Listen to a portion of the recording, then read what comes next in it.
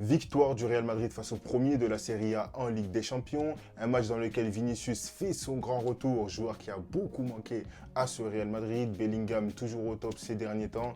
Mbappé, buteur, est-il en confiance ou pas? D'après son interview, en tout cas, ce n'est pas un joueur en dépression. En tout cas, c'était un match quand même fort intéressant. Mais avant d'aller plus loin, les amis, n'oubliez pas de vous abonner, de liker la vidéo et de lâcher des commentaires. Et surtout, attention au débrief du Barça qui va sortir demain face au Borussia Dortmund. Maintenant, revenons au sujet principal, le débrief du Real Madrid. Parce que Kylian Mbappé a été buteur, Jude Bellingham monte en puissance, Vinicius Junior est buteur et passeur décisif, Rodrigo fait son retour également. C'est un match, j'ai envie de dire, dans lequel il s'est passé pas mal de choses. L'erreur de Tchouaméni qui a causé un penalty qui aurait pu permettre à l'Atalanta de se remobiliser. Mais c'était un match qui a été quand même dans l'ensemble assez équilibré, j'ai envie de dire. Et ben c'est le grand retour de Vinicius Junior et on voit tout de suite la plus-value quand même qu'il apporte à ce Real Madrid. C'est un joueur très tonique, qui est dribbleur, qui attire les défenseurs vers lui. Il est beaucoup trop dangereux. Il est vraiment trop dangereux dans cette offensive du Real Madrid.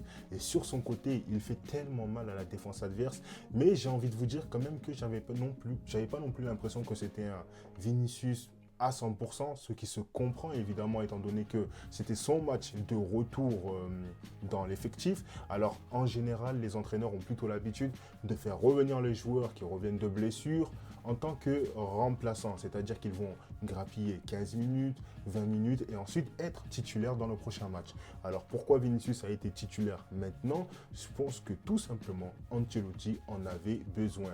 Ancelotti, il ressentait le manque de Vinicius Junior dans son attaque. C'est un joueur qui dynamise tellement tes actions offensives et qui crée tellement de jeux, qui crée tellement d'espace, qui sait prendre la profondeur, qui sait avoir qui adopte à la perfection ce jeu de contre-attaque.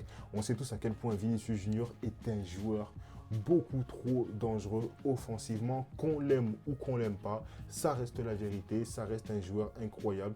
Il fait partie des meilleurs ailiers du monde actuellement et je pense que ça va continuer encore pour les prochaines saisons à venir.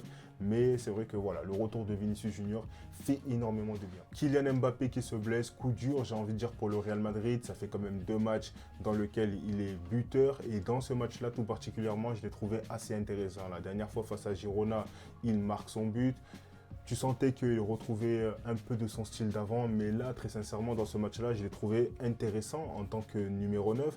Je l'ai trouvé intéressant dans le sens où, que ce soit pour les conduites de balle, les remises ou bien tout simplement son but, tu sentais un Kylian Mbappé, en tout cas dans son toucher de balle, qui avait de la confiance. Et comme lui-même l'avait dit dans son interview, c'est pas un joueur qui est en dépression, il est bien au-dessus de ça.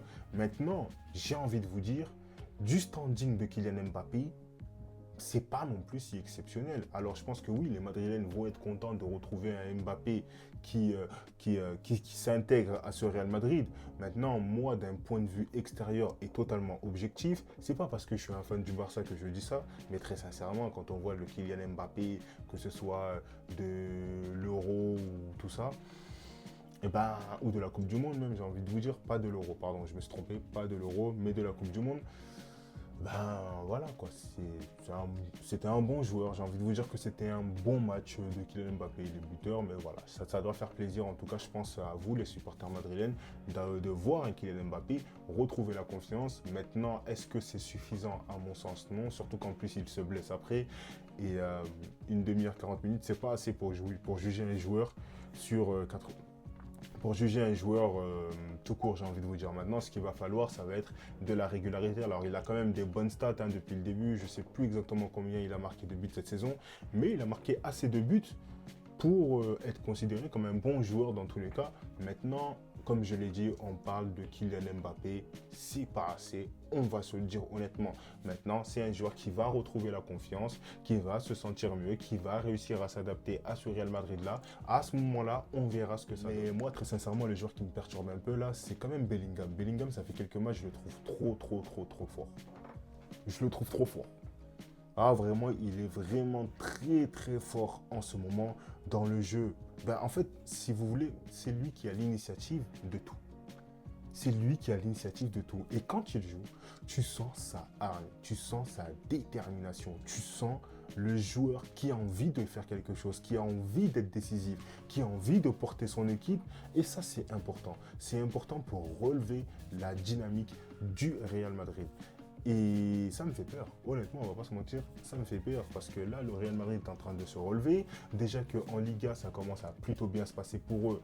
C'est surtout et évidemment parce que nous, le FC Barcelone, on a été nuls ces derniers temps, on va pas se mentir. Mais voilà, tu as un Real Madrid qui retrouve la confiance.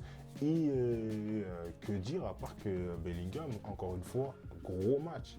Alors il y a également Rodrigo qui a fait son retour dans l'effectif du Real Madrid. Mbappé se blesse, Rodrigo rentre. Mais ce que j'ai trouvé intéressant, c'est que Rodrigo passe sur la gauche. Alors attention, il n'a pas fait un match extraordinaire non plus, j'ai trouvé assez moyen. Mais Vinicius, à un moment donné, il passe dans l'axe. Et j'ai envie de vous dire à quel point Vinicius devient un joueur complet, devient un joueur important, devient un joueur qui sait s'adapter à toute forme de tactique et de style de jeu. Tout simplement, lui, il n'a qu'un seul objectif, c'est être décisif dans les matchs, c'est apporter sa plus-value dans les matchs. En tout cas, c'était un match assez intéressant, assez ouvert, un match dans lequel on a vu des buts, une Atalanta assez dangereuse, premier de cette Serie A. Très franchement, je pense qu'il pouvait le faire face à ce Real Madrid. Pendant les 20 premières minutes, ils étaient très très inquiétants, très dangereux. Ils ont eu pas mal d'occasions, pas mal de situations. Et très franchement, Lookman, je trouve de plus en plus que c'est un joueur incroyable. Maintenant, ce soir, ça n'a pas payé. Je pense qu'ils pourront faire mieux. Pour en revenir également sur les autres matchs de Ligue des Champions, Liverpool a gagné 1-0 et est toujours promis de cette Ligue des Champions. D'ailleurs, match qui était face à Gérone, un club espagnol.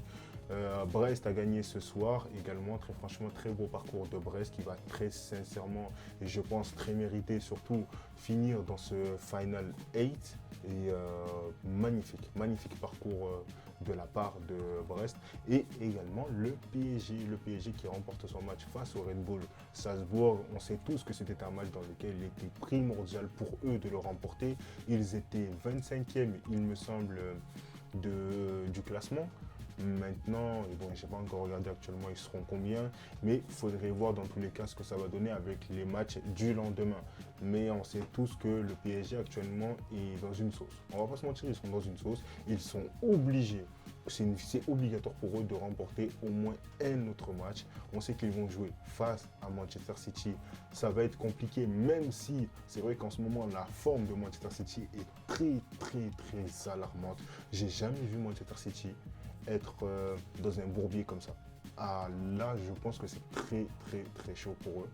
Et du coup, par contre, j'ai oublié l'autre club contre lequel ils vont jouer.